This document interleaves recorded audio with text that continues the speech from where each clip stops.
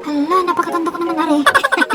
Abay, nakabis na naman itong mag-ina. Sana naman kaya kagala itong mga ito. Medyo maulan-ulan nga ngayon, actually ilang araw na. And i-flex ko nga lang pala itong sandal ni Chuchay from Cheerful Mario. Napakaganda niya kasing gamit-gamitin panglakad at saka dito sa bahay. Mabibili mo nga pala ito sa Shopee, Lazada at TikTok. At ito na nga yung pang-test ni Chuchay. Medyo manipis nga pala ito pero bet na bet ko to kasi medyo pawisin si Chuchay. Bali, 4 na piraso nga ang in-order ko dito at iba-ibang design. Tapos after 2 days ay nandito na. Salamat Shopee.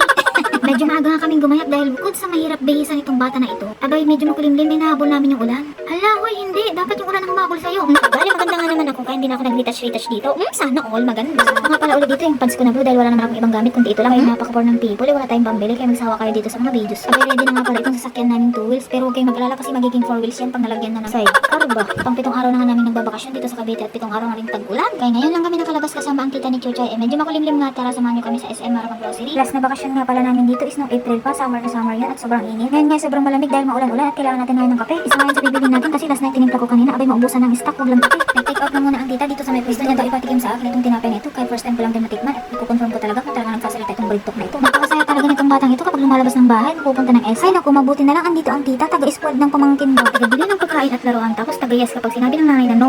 Bahala nga kayo dyan, total magkamukha kayong dalawa. Sige, dito na lang ako sa likod taga-bitbit ng bag.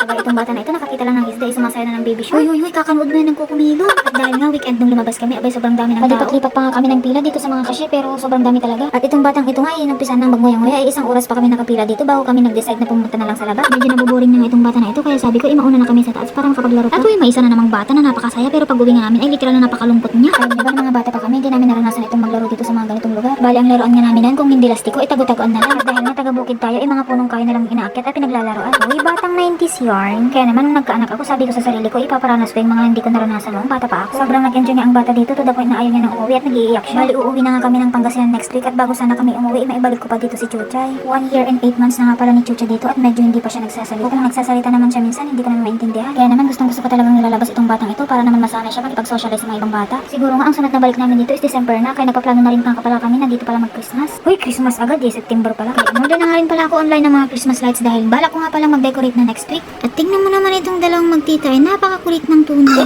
Oh, no.